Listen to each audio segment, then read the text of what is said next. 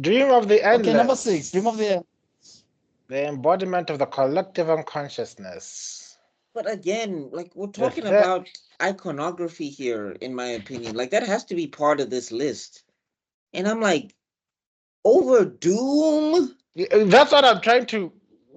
Anyway, Empire. You need to work on your writing skills. Honest to God, if you Like can, if you, like who, okay, like Lord, you let me. should have just said my favorite 150 characters of all time or something. I would have respected you more, but like this, I don't understand this Let list. me keep my opinions to myself. I'm gonna get people. Gonna get people to come. I'm gonna get people to attack this channel and start my show. So let me just shut up. Yeah. Until Uh, the was it the Netflix or until the Netflix series, to me, Dream was literally the Sandman. He was a kind old man who just sprinkled sand on you, and you go to yeah. sleep. I did not know about Dream. Mr. Sandman, bring me The your Okay, dream. so there's two versions of the Sandman in DC Comics. So I yeah. think you are talking about the guy who wears a mask that No, sprinkles sand. No, not even. No, not Like even. remember he's a folklore tale. Like the yeah. Sandman's Oh, existed forever. Yeah. Yeah, And DC okay. just But Neil the thing I'm Gaiman talking about. specifically just did what he wanted to do with that lore because it's a open it's a anyone can use it IP. It's one of those. Yeah. Okay. yeah. No, I don't. I don't have literally. That's the only thing I can say about. I don't have anything else to say. How Well, is he even on the list? This is probably one of the man's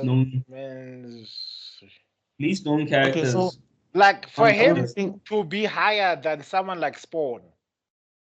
Let's be real, guys. People knew Spawn more than people knew about the Dream of the Endless. Hmm. Because yes, there were movies that were released and stuff like that. There was a movie, but still, the fan base And of that Spawn, movie's still iconic. That movie is a cult yeah, classic movie. the the It's classically bad, but the fan base Cult of classics doesn't mean it's good. It just means yeah, well, it's a cult. And you know what they say about cults. that's why I'm still in the group that Fight Club was never good, guys. That's why it's a cult classic. Fight me on that. Yeah, take yeah, him to the actually. Fight Club for real. Yeah, like 1v1 me, it's fine. We can go take me to your nearest, which ironic. I'll explain why ironic offline. Anyway, that being said, Dream of the Endless, I can understand it and its following. It's like when you're a Terry Pratchett fan and you like characters like the death of the Terry Pratchett universe of the Discworld, he has a fan base. But it's such a niche fan base because of things like some sweet little movies that come out once in a while or these awesome books. The same I can apply. The same mindset can be applied with things like the endless cycle, the dream of the endless, and all these other things. Sure, it does lend itself a little bit in the DC universe. I've heard. Is that true? Can someone explain that to me? Yeah. I don't Yeah. know because it like from what I've read, it Yes. felt very separate. Mm. But I So don't know. I think I've spoken about this a few times. So there was a vertical imprint Mm. under DC, right? I think it started in the early 90s. So you had characters like Preacher, that's where it comes from. It's Mm. DC. Constantine, Hellblazer, that's Mhm. another one. And then you had Sandman as well, to name a few. There are also others, including Lucifer, Shade, the Changing Man. So yes, he is under DC. Mm. That's why some people said that the Lucifer show that people love so much, it's DC. But the Because Lucifer in the Sandman series, the Netflix one, was the more comic book accurate version of the character well, than the the more because even in the Marvel in the DC universe, there is a conversation where the Lucifer was a guy. yeah. Yeah, and there's this beautiful discussion where Lucifer is like he's sick and tired of this thing. I mean, he's like literally the gates of hell are open, and these people like literally gave up the guilt and they could have easily left a long time ago. But it's a very beautiful panel where it ultimately ends up with Lucifer deciding, you know what, here are the keys of hell. I'm out. I'm going to take a holiday. He gives the keys of hell to Dream. Was it in Hellblazer or was it in Sandman? I forgot. I forgot the And then Azazel decides to challenge Dream for it, and Dream ends up trapping him in a bottle or something. It's so funny. Oh well, funny for me. The law was like, oh my god, you must take this so seriously. I don't care.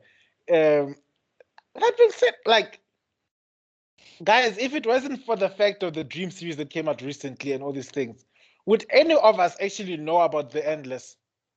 No, like do. that's what I'm saying. Like Yeah. like as a comic book head, I've come into contact with the Dream, but Mm. not over Doom. I'm sorry. No, Not over definitely Doom, not. not over characters like the Fantastic Four, not over T'Challa,